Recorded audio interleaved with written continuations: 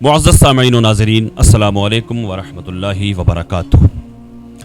मुफ्ती सलमान अज़हरी साहब के ताल्लुक़ से, उनकी ज़मानत के ताल्लुक़ से ये खुशखबरी शायद आप तक पहुँच गई होगी। मैंने भी अभी एक वीडियो पोस्ट की जुमे की नमाज़ के बाद मुफ्ती सलमान अज़हरी साहब की ज़मानत के ताल्लुक़ से। सच्ची खबर है वो ज़मानत, अल्हम्दुलिल्लाह ज़मानत हो गई है मुफ्ती सलमान अज़हरी साहब की।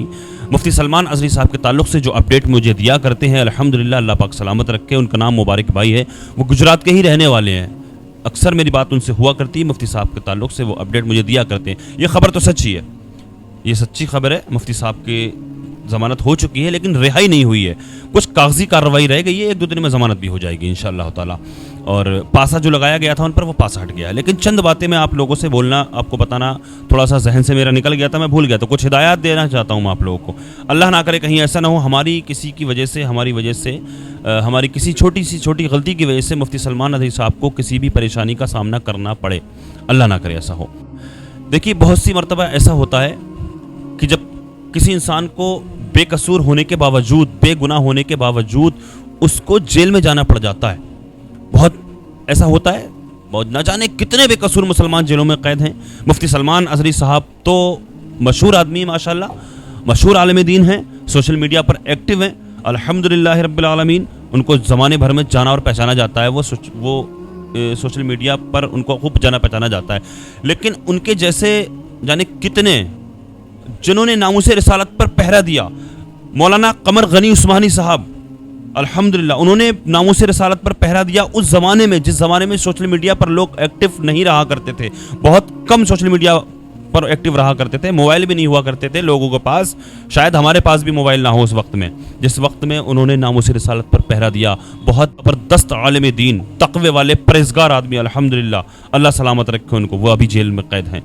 हम सब ने मिलकर हिंदुस्तान भर के मुसलमानों ने, हमने और आपने मिलकर दुआएं की उनके लिए, मुफ्ती सलमान अज़हरी साहब के लिए, मौलाना कमर गनी उस्मानी साहब के लिए भी दुआएं की।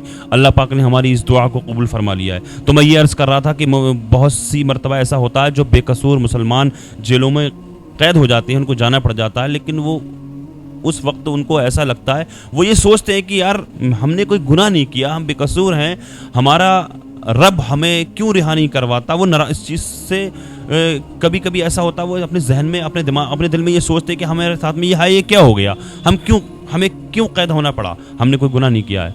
मगर मैं आपको बतलाता चलूँ कि वो इंसान उस वक्त हज़रत यूसुफ अलैहिस्सलाम की सुन्नत अदा कर रहा होता है। हज़रत यूसुफ अलैहिस्सलाम ने कौन सा गुनाह किया था?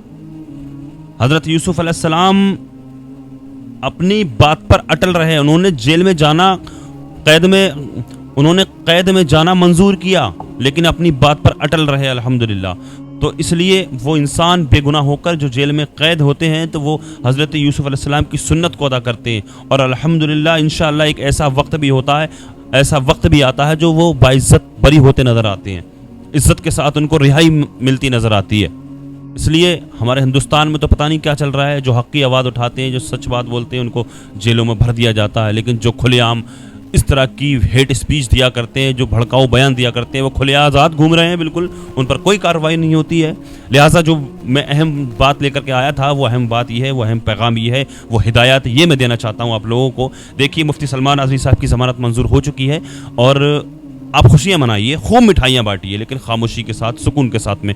कहीं ऐसा ना हो हमारी किसी छोटी से छोटी गलती की वजह से मुफ्ती साहब को किसी भी परेशानी का सामना करना पड़े, जैसा कि आतिशबाजी वगैरह, पटाखे वगैरह। खुशियाँ मनाएं और पटाखे वगैरह छोड़ें, ऐसा कुछ भी नहीं करना है आप लोगों को।